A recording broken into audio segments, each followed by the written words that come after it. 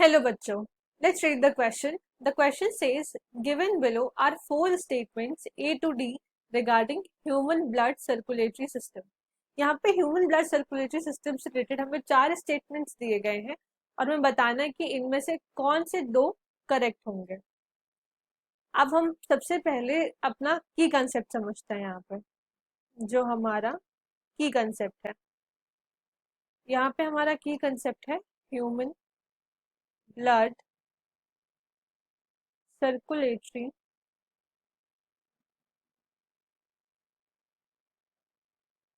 जानते कि human blood circulatory system क्या होता है।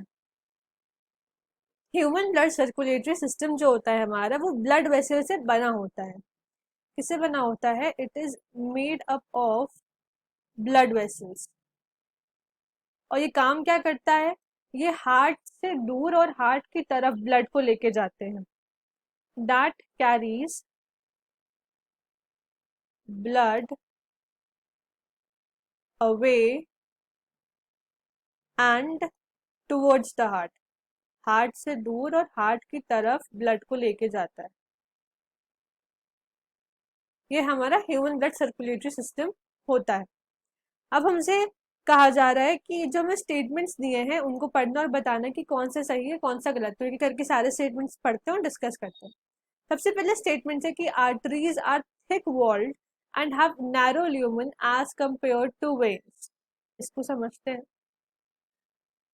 ये है हमारी आर्टरी और ये है आपकी वेन।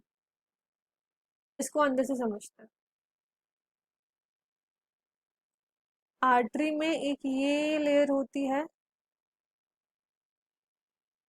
मोटी सी, और वहीं पे वेन में भी होती है। और ये जो बाहर की लेयर होती है इसको हम कहते हैं ट्यूनिका एक्सटर्ना। Tunica externa.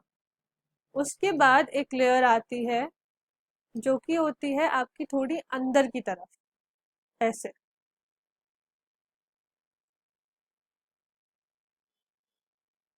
जैसे हम देख रहे हैं कि आर्टरी में जो ये लेयर है ये थोड़ी मोटी है।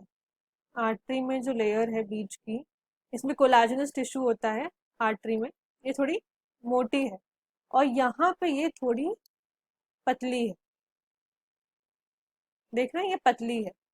और ये जो लेयर है इसको हम कहते हैं हमारी ट्यूनिका मीडिया। Tunica media. इसके बाद एक लेयर आती है जो एकदम अंदर होती है, ऐसे। ये क्या है? ये एपिथेलियल टिश्यू है। और वैसे ही एपिथेलियल टिश्यू यहाँ पे भी प्रेजेंट होता है कुछ ऐसा।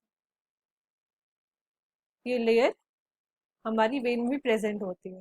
तो इसको हम कहते हैं ट्यूनिका इंटरना। Tunica interna.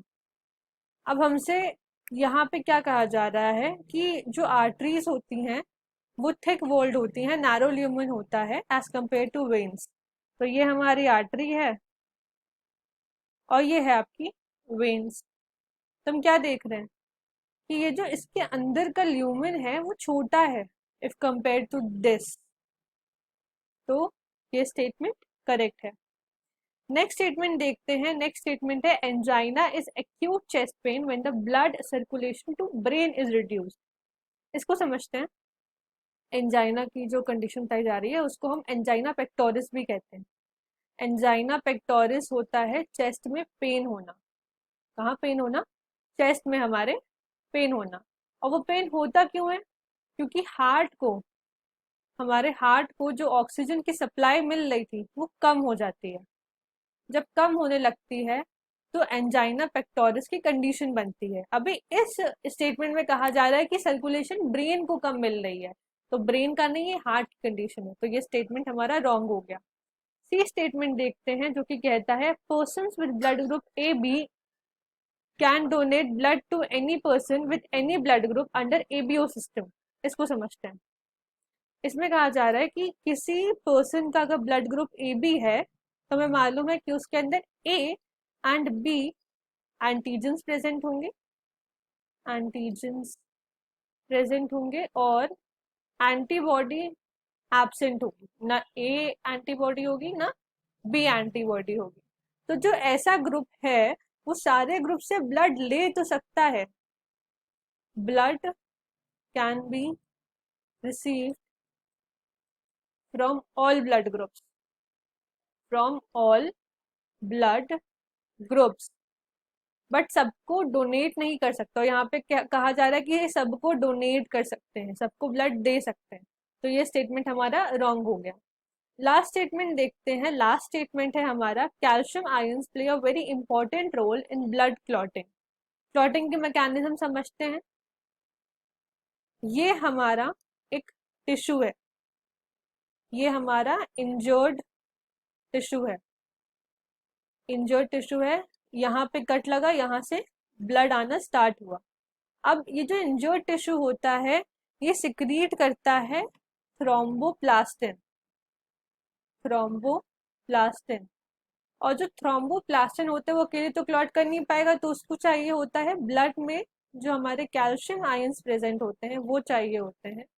उनसे मिलने के बाद ये बनाता है थ्रोम्बोकाइनेज, थ्रोम्बोकाइनेज, और फिर ये एक कैस्केड सिस्टम के थ्रू क्लॉटिंग करता है।